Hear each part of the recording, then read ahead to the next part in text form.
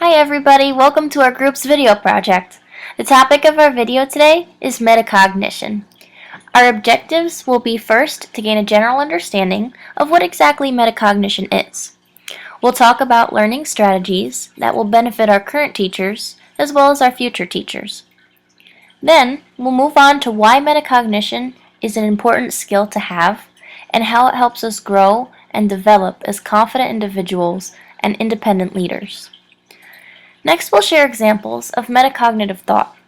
How can we encourage our students? How can we set learning goals and have fun learning?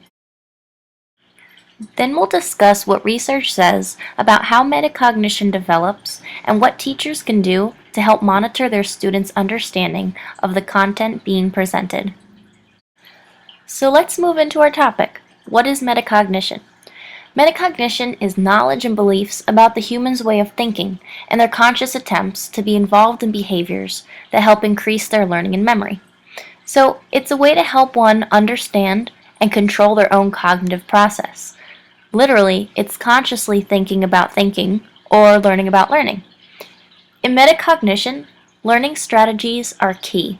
Some of the methods that are effective are asking questions, thinking aloud, solving problems in groups, and self-reflecting on your learning experiences.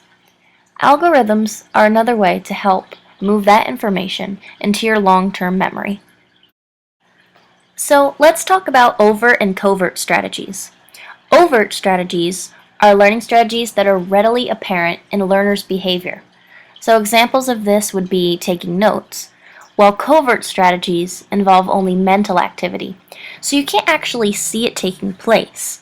But an example of that would be, let's say, forming a visual image of a new concept.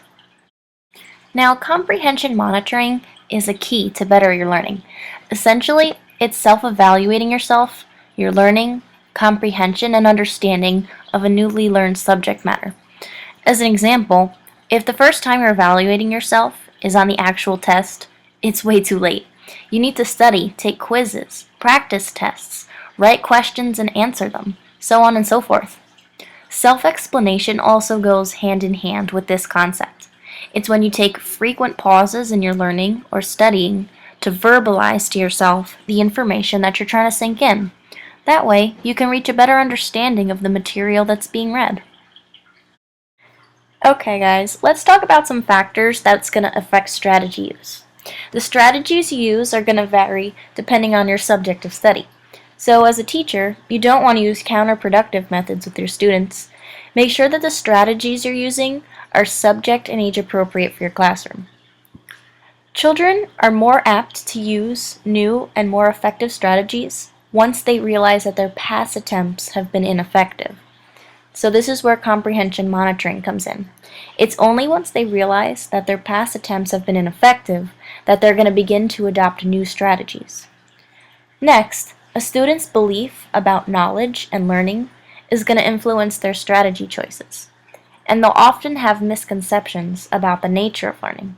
For example, a child might believe that a certain subject should be able to be learned quickly and easily, but that's not always the case. These misconceptions are known as epistemic beliefs. Next, teachers should be aware that motivational factors will influence the extent of which students use effective learning strategies.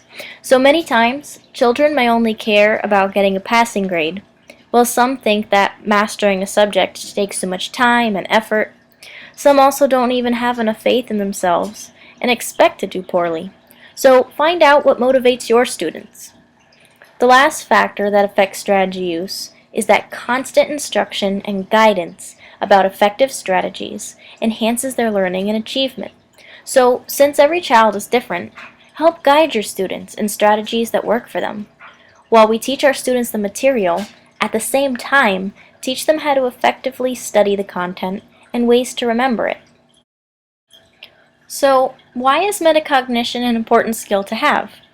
Metacognition is an important skill because it utilizes higher level cognitive processes. So this is a cognitive process that goes beyond simply learning something new. It's analyzing the topic, applying it to one's life, and evaluating the context. This is going to help what's in your working memory transfer into your long-term memory. As your students become more skilled at using metacognitive strategies, they're going to start to gain confidence and become more independent as learners.